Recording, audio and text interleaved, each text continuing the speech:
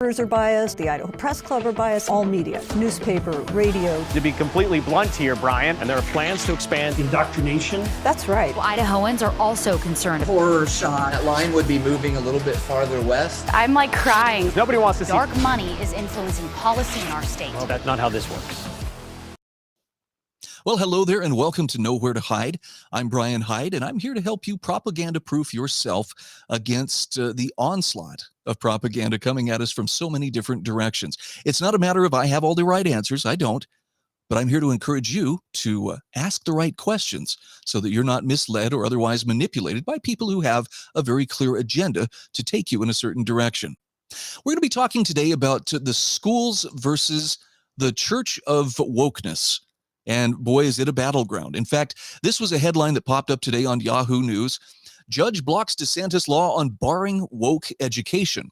Now, this has to do with a law that was passed in the state of Florida, which would restrict certain race-based conversations and analyses in colleges.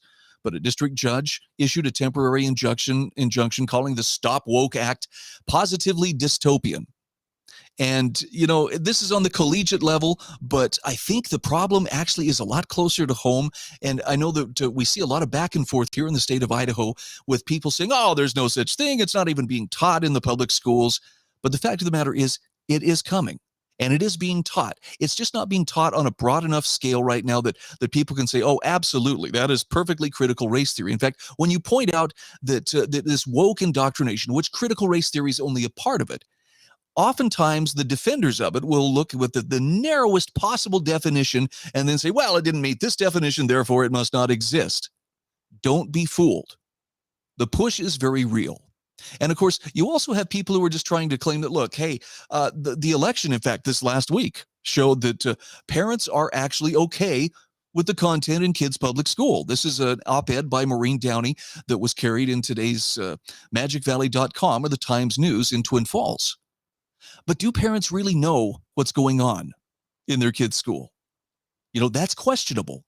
And kudos to those parents who are deeply involved, but sometimes they're up against a very unique mindset that very strongly denies, oh, we're not teaching your kids anything appropriate. But I want to share with you a video. This is a mother speaking to the school board in Frisco, Texas. And in particular, she's sharing an excerpt from a very explicit book, which has found its way into her child's school library. Pay close attention. And I have to warn you, there's no profanity, but there is some graphic sexual language in this clip from the book that she's sharing. Pay close attention to the school board's reaction as this mom reads a passage from the book. It's worth watching. Fill our minds with matters. Consider that as I read this from a current library book. This one couple stumbled into my room and asked if they could use the room anyway with me still in it. They closed the door and started kissing. After a few minutes, the boy's hand went up the girl's shirt and she started protesting. Pretty soon, he took off her bra and started to kiss her breasts. And then he put his hand down her pants and she started moaning. He reached to take off her pants, but she started crying really hard. So he reached for his own. He pulled his pants and underwear down to his knees. Please, Dave, no. But the boy just talked soft to her about how good she looked, and she grabbed his penis with her hands and started moving it. The boy pushed the girl's head down, and she started to kiss his penis. She was still crying. Finally, she stopped crying because he put his penis in her mouth, and I don't think you can cry in that position. I ask you why this book has survived 2 attempts. Your time is up. Thank you so much. And there's a child in our boardroom, so I'd like for you to please stop reading that. Did you see the child? Okay. Then your time is up. Thank you. They cut her mic. They cut her off. Ma'am, have you no decency? Do you not know there's a child in here? How tone deaf do you have to be to recognize her entire point was, why is this being made available to children in the first place? That's the mentality that parents are going up against. And there's a lot of sophistry that goes into defending this, but oh, that faux outrage. Oh, ma'am, don't you know there's a child in the room? Why, how dare you do this? But if it were a librarian handing that book to a child, if it were a teacher having that kind of language with a child, yeah, somehow that's okay. Well, it's not okay. So let's take a closer look at the issue. This is an article that was just published by the Idaho Freedom Foundation's Center for American Education. Anna Miller is the author. This is a great article. Education choice reduces wokeism in schools. This is according to new research by the Heritage Foundation. Now, Anna Miller points out, despite the wishes of parents, Idaho's K-12 public schools are decidedly advancing woke ideologies, from sexually explicit curriculum to pornographic books in school libraries or changing student pronouns without parental consent. Public schools are force-feeding children values against their families' wishes. Now, it doesn't have to be this way. New research shows that education choice could be the answer to reducing wokeness in the education system. Now, Anna does point out here that it's reasonable to ask, well, how will education choice reduce woke ideology, given the idea that there are some elite private schools and even schools of choice like charter schools in the public school system pushing the same radical agenda.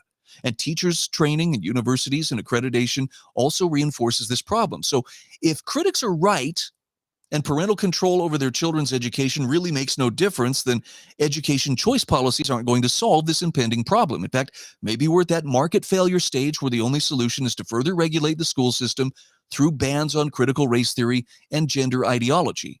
Okay, that's one possibility. Except, she points out that a recently released study by the Heritage Foundation empirically demonstrates that empowering parents to choose the best education for their child significantly reduces wokeness in schools. Here's what they learned. Heritage scholars address this question by examining whether more strictly regulated charter school markets are more woke than less regulated markets. Now, the study uses a unique measurement tool evaluating publicly available parent-student handbooks' usage of woke terminology. So they're looking for terms like equity, gender identity, social justice, compared to levels of government regulation. And it found that schools in states with higher levels of government regulation are actually more woke, even after accounting for partisan leanings of states. Anna goes on to write that essentially the preferences of government officials are more woke than parental preferences, rather. Does that surprise you? The market for non-woke education isn't failing. Rather, there's a failure for that market to exist due to the government imposing preferences on its monopoly system of schools. So the study also demonstrates that the expansion of gender ideology and critical race theory in schools is occurring against the wishes of most parents, not at their behest. For example, far-left states that highly regulate charter schools, and we're talking states like Illinois or Washington, have higher levels of wokeness, whereas Florida and Arizona, where charter schools are more accountable to parents and have lower regulatory burdens, they have lower wokeness levels. Ultimately, government bureaucrats and authorizers act as gatekeepers for woke ideology in the schools. Now, Anna says, parental empowerment is a viable path forward to help stop the spread of corrupt ideologies in the public education system. In a free market where money truly follows the child to the school of their parents' choice, wokeness will be reduced and accountability will increase. Lawmakers would be wise to recognize that accountability begins with parents, not with government bureaucrats. Ultimately, parents need to be the gatekeepers in their child's life.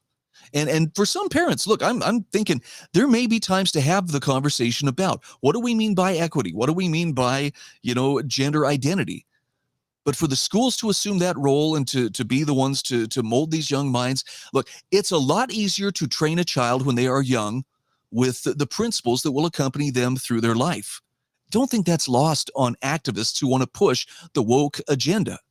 At the same time, and I think this is probably the thing that parents need to take away, it's a lot easier to teach children correct principles in the first place, whether those principles relate to personal liberty, free markets, private property, things like this, even just the concept of right and wrong.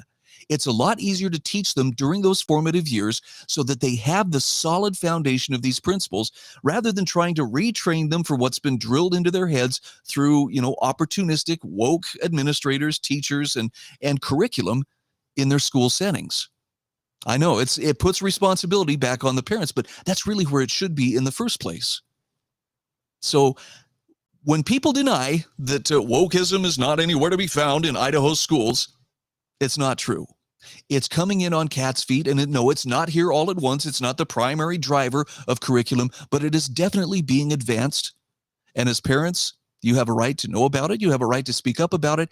And most importantly, are you working with the people who are doing their best to make sure that left-wing ideology isn't being drilled into your kids' heads to where they see everything in terms of, well, what class do you belong to? What's your identity? What are your group rights based on which group we can assign you to?